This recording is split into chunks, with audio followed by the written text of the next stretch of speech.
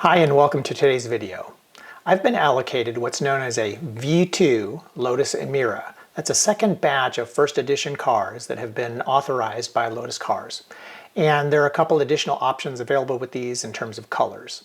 So I need to decide what my configuration is exactly. Color, engine, suspension, etc. And I'd like your help trying to finalize this. So I have a spec that I came up with like 2 years ago when the car was first announced, and some things have changed. There are some additional options in terms of colors, as I mentioned. So I'm going to share with you my original spec, and then I'd really like to hear from you what you think would be better. Now don't try and tell me stuff that I don't want to hear, like, oh, pick black, because I'm not going to get a black Emira. But there are some colors that I do like, and I'm a little bit on the fence in terms of things like the caliper colors and the interior color and the stitching color and things like that. So I would really like to hear your thoughts on these things. I'd like to have a car that's beautiful, but also one that I will have broad appeal in the marketplace, because I'm not sure how long I'll own the car. It might be for a year, it might be a long-term hold. I'm just not sure at this point, but I don't like to lose my shirt on cars. Oh, before I get started, I did want to let you know I'm wearing this new Game of Life 4-in-1 t-shirt. It is available on my YouTube store, and it's being offered at cost. As with everything, I'm not doing this YouTube channel in order to make any money. I am just trying to help people, and it's sort of my retirement hobby. There's another video where you can learn more about that. But as I said, I've got this shirt available at cost. It comes in several very nice colors. And if I get some traction, I will hire a graphic designer to design some additional shirts. I'll offer this design on some other items. So please do check out my store. And also, if you're not already subscribed to my channel, please stop for a moment right now, hit the subscribe button, turn notifications on so that you'll hear about great upcoming videos. For example, I just got back from a trip to Europe where I hiked the Camino Inglés. This is 6 months after my hip replacement, and I also rented a Ferrari F8 and had some fun with that. I went to the Estoril racetrack in Portugal, in Lisbon, and I also took it inadvertently on an off-road adventure, so I'm sure you'll want to hear about that when I get that video out. So go ahead and smash that subscribe button and set notifications on. By the way, this will also help me. I'm looking to hit 1,000 subscribers, which will put me at the top tier of the YouTube Partner Program. So again, thanks in advance for subscribing to my channel.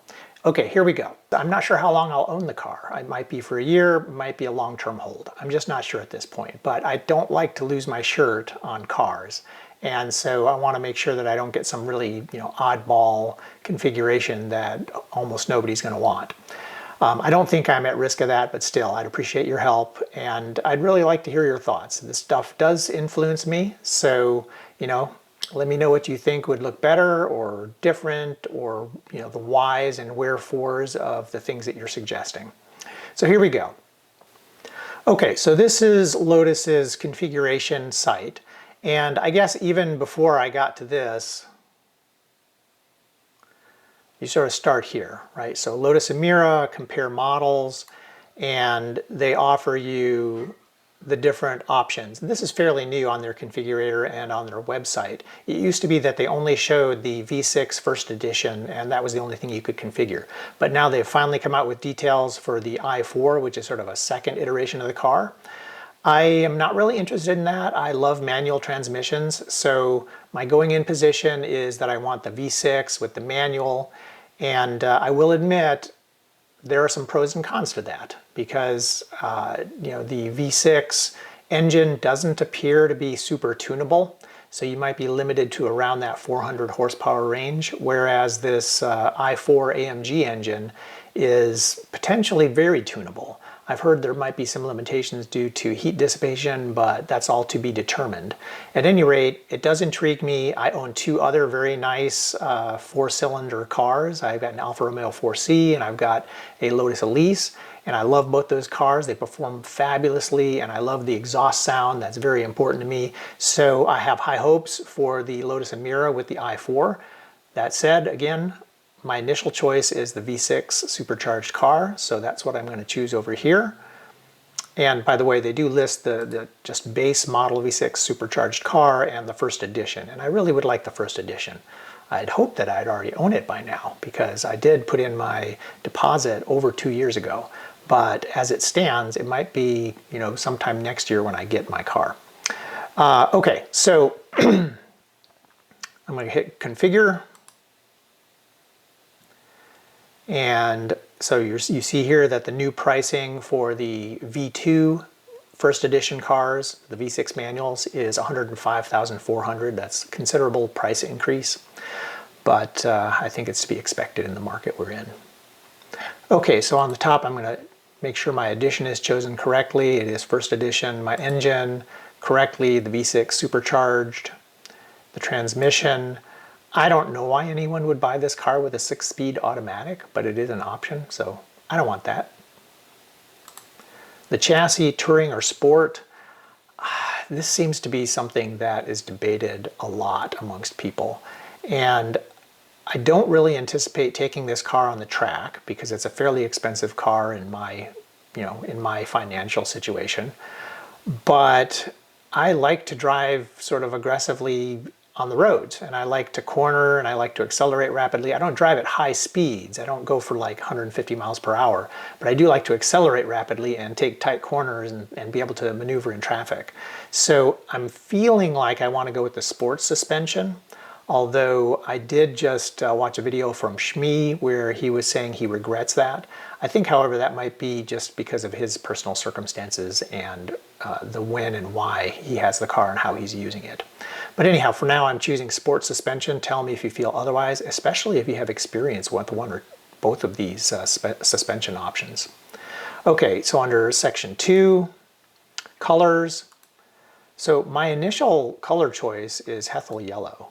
I really like that color, and I mean I do wish that they had some other bright colors, like I think they could have a bright green or maybe an orange. It depends, some cars look fabulous in those colors, some cars don't. It just depends on the individual car and what sort of, black elements it has to contrast with the bright colors.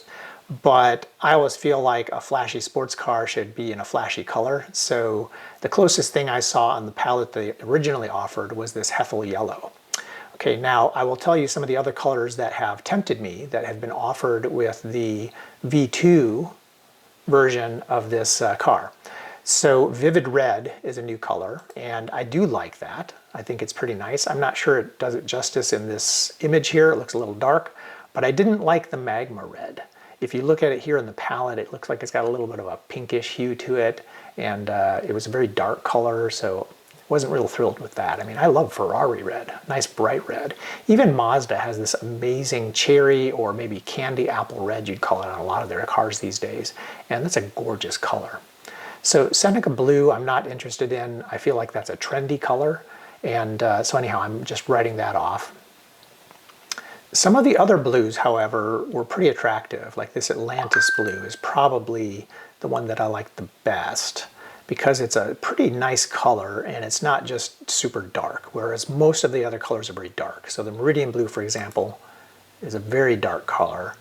This dark verdant, again, if they had this car in a true British racing green, I think it could be really attractive. But I don't really love this dark verdant. I've heard it doesn't look as dark in person in some lighting situations as it does in a lot of these images. But I haven't seen any videos or pictures of the Emira in this color where it looks anything other than way too dark for my taste. So it's unfortunate, but that I am not interested in. Mist White is an option for me. I think it's pretty nice. So I could possibly be persuaded with that color. Osmium Silver, I think, is also very nice, and from a practicality standpoint, I do love silver cars because they hide dirt very well, and I'm not one of those people that enjoys spending hours and hours detailing my car every weekend. So something like Osmium Silver really does appeal to me. I wish it was perhaps a little brighter, shinier type of a silver. But I do like it. For example, I have a BMW 335i in titanium silver. That's a very attractive color. Anyhow, so the Osmium Silver, I'd say, is a contender. I don't really like the grays. I I think that's sort of a modern or a current trend in cars to offer a lot of grays. This Nimbus gray is okay. Zinc gray, definitely not. The reason I say Nimbus gray is okay is because it has a little bit of a silver shine to it. And I believe this was one of the original colors for the first edition cars and the closest thing they offered to silver. And so I kind of liked it, but I definitely think the osmium silver is a better looking car. And that's really it. I mean, these other colors, I'm not getting a black car. You know, just they show too much dirt too easily, too hard to keep clean, get too hot. I live in Raleigh, North Carolina. That would just be brutal. So anyhow, those are the colors. Then you go down to black pack. And actually, let me go back up to colors and change it back to my Hethel yellow, because that's the color I'm tending towards. And then if I go to the black pack, I was definitely thinking about getting the upper black pack. Now, again, convince me if you think otherwise, but I think it looks particularly cool with the upper black pack. So that's the option I'm looking at. Okay, moving on down. Wheels. I like the diamond cut ultralight V-spoke forged alloy wheels. Those are the ones you see here in this image. There are others, but I don't know, I just really like those. I think they're cool. The brake calipers. I struggle with this one. I'm not sure what color to get. I guess black is the default. You could get silver. Could get red, but then you're introducing a new color. Although red is a somewhat traditional color for calipers, so I'm not sure that it sticks out oddly. And you could even get yellow. And the yellow, I don't think matches the Hethel yellow of the body, but it is, you know, you've got the yellow of the emblem, the yellow of the body, the yellow of the calipers. I suppose it maybe goes, but is it unnecessary? Is it going to get filthy and covered with brake dust and look unattractive? You know, so should I perhaps go with the black ones because they're less likely to look filthy? So I'd welcome your opinions on that. I'm really kind of on the fence there. In terms of tires, so I really don't know, to be honest with you. Not something I've spent a lot of time thinking about. So the Eagle F1s, outstanding traction, braking, cornering, wet and dry conditions, and the Michelin Pilot Sport Cup for the track. Right, so I probably would stick with the Goodyear Eagle F1 Super Sport tires, but open to your input. Okay, so moving on, trim pack. I'm tending toward black leather, just because I think that's the most practical. I mean, some of these are very attractive, but like with the red, I always worry, is it gonna sun fade and turn into some weird color? There had been some cars in the past where they were painted a red and that reacted with the sunlight and turned it into this like weird pinkish red looking thing that was just horrific. So I'm a little worried about that, although I do think the red is a very attractive color. It also depends on the exterior color of the car, right? So if I'm going with the yellow exterior, I don't know how I feel about the red interior leather. Also the tan, I'm not sure how I feel about that. And the Alcantara, I don't know. I just am not sure that I need that. So I have to say, I am not one to treat my car like a garage queen. And this will be my daily driver. And I play beach volleyball a lot. So the likelihood is, I mean, I'll get covers to put over the seats, but the likelihood is I'm going to be getting into this car after sweating and being in the sand, and I'm not going to be super clean. So I will keep the car clean. I'll clean that sand out. I'll do things, you know, precautions, get most of the sand off my body. But having done this now for quite a few years with my Lotus Elise and my Alfa Romeo as the primary cars that I drive, they're going to get sand. And so I worry about things like Alcantara and how that is going to handle stuff like that. Leather's a pretty durable material, and other materials can have problems when they get salts in them or body oils or things like that. So I'm personally kind of tending away from the Alcantara stuff. Same for the steering wheel. I'm just going with the black leather trimmed steering wheel. Again, feel free to offer your alternative opinions if you really think I should consider one of those other things, but I'm sticking with traditional black leather as far as I know. Okay, number 5, some other options that didn't used to be here. So home link, this is basically for me going to mean that I can open the garage door. So I guess I will pick that. Vehicle tracker, I'm not sure what to do about that. Do I feel like this car is likely to be stolen? I don't live in a high crime area. I've never had a car stolen. I don't know, what do you think? Should I get the vehicle tracker? I mean, I'll click it for now just because I'm figuring this is an expensive car, but I will have to subscribe to something, and I absolutely hate subscriptions. I don't like subscribing to anything. I just hate that model. I'd rather buy something and own it. So anyhow, I'll have that for now. If anyone knows what this subscription costs on an annual basis, I'd like to hear about it. And then privacy glass. So again, I'm not quite sure what to do here. So it says privacy glass to the rear 3/4 windows and rear windscreen. So do I really want to do that? I mean, one of the features of this car is that you can see the engine looking through the rear window and also from the outside looking in. So if I end up putting tinted glass on some of those windows, that really defeats the purpose. On the other hand, I'm in Raleigh, North Carolina, and the sun is hot and cars get hot. And do I want to add some tinting to some of the windows to reduce the heat in the cabin of the car?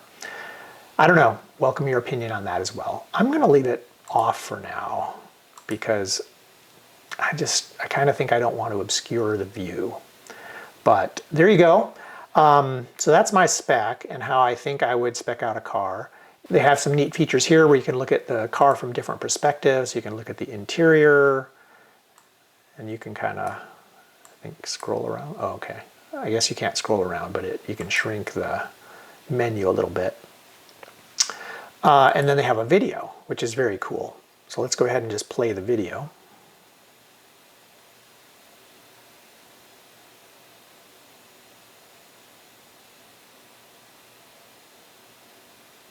Now to me, that Hethel yellow is a very attractive color, and especially with the black pack on top, very nice.